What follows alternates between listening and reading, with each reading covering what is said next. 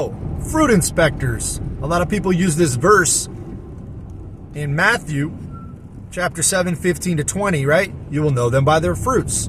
Christians are using that verse to say, hey, in order to be a Christian, you have to do a bunch of stuff to prove that you're a Christian. Not true. Let's look at the verse, guys. It's really important always to look at the verse that people are shooting at you to shame you, right? People cherry pick all the time and quote verses out of context to shame other people, to control other people. It's big time in the church. Shouldn't be, but it is, okay? A lot of things are wrong in the church. I'm going to make a video, and I'm going to list, bullet point, all the things I see wrong in the church. Well, let's look at this verse. You will know them by their fruits. Chapter 7 of Matthew, verse 15. Beware of false prophets. Oh, some context. Who come to you in sheep's clothing, but inwardly they are ravenous wolves, Jesus says. Then he says, you will know them by their fruits. Oh, wait. They misquote that verse. They cherry pick it, right? They proof text it. They say, you'll know them by their fruits. Well, know who? Let's look at who Jesus is talking about. He's talking about false prophets. Oh, so we'll know false prophets by their fruits. Interesting. So that verse can be translated also. So we should use that verse to understand who is a true prophet, who's a false prophet. I would say we can translate it also as teachers. We could use this verse to even judge and know a pastor. They don't want you to know that, the Lordship Salvation people. Usually who are the pastors shaming you with this verse, they don't want to realize that that's actually talking about them. You can know a pastor by his fruits, right? You can know if somebody's really walking with the Lord by their fruits. And we should do that and use that so that we don't get cheated. And that's what Jesus says here. Beware of false prophets or false pastors or false teachers. Okay, that's all over the Bible. A pastor is a teacher, so we should beware of false teachers and false pastors as well. Who come to you in sheep's clothing. Oh yeah, they sure do. But inwardly they are ravenous wolves. Have you guys ever heard of any stories of pastors acting as ravenous wolves? I sure have, especially recently with Daystar scandal, right? Child abuse in the church. Ravenous wolves in sheep's clothing, pastor clothing. You guys should check out a movie called Night of the Hunter.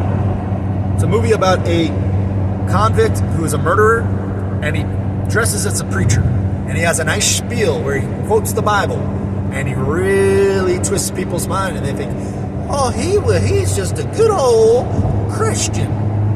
And he's killing people and stealing their money and sneaking into the homes of widows. The Bible talks about these kind of people. All right? These wolves in sheep's clothing. That's what Jesus is talking to us about. To be aware of this stuff. We can know them by their fruits. Right? Then he goes on. Do men gather grapes from thorn bushes or figs from thistles? Even so, every good tree bears good fruit, but a bad tree bears bad fruit.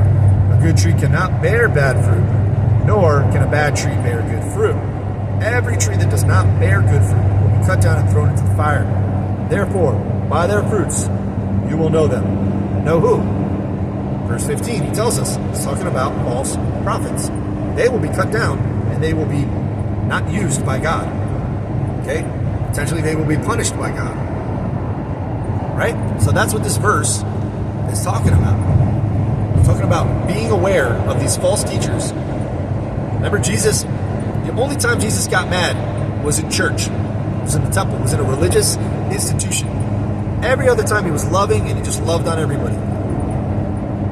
When he was in the organization where the Pharisees were, right, the religious leaders, he chastised them, man. That is the most chastising you'll hear Jesus do, is to these false religious leaders who are acting all mighty and holy and judging the people of God, and they themselves are the biggest sinners. We have the same problem in the church with a lot of these pastors. They stand up there with their Lordship Salvation mindset, which says that you have to be obedient in order to be saved. You don't. You have to believe in Jesus. That is the only qualification. Why do they preach Lordship Salvation? So they can control you. They can't control you if if they say, oh, you're good if you believe, right? So they got to bring in this stuff. So let's talk about the book of James when it says, show your faith by your works, right? James tells us that. Okay, show your faith by your works. You say you have faith? Okay, good. I can't see it. I'm a man. So show me your faith by your works. Right? He's talking about our witness before other people. And the way that we show our faith is by good works. But he specifically is talking about helping your brother. Right? He says, your brother needs something, and you just say, hey, God bless you, have a good day. He says, no, help them out. Right? Okay? So that is the crux of what James is saying. He's reminding us to be loving to our brothers, to do good things for them instead of just mouthing like, oh yeah, have a great day, you're blessed. No, do. He's reminding us to do good things. Is James giving us a test of salvation? Oh, I can know I'm saved if I do enough good works. No, now you're back into the whole old thing that we left. Okay, Martin Luther showed us it is by grace through faith. That's the deal, guys. Is James talking about a test so you can know if somebody's a real Christian or not? No, he doesn't say any of that. He doesn't link it to salvation. He's talking about sanctification, our witness on the earth. Right?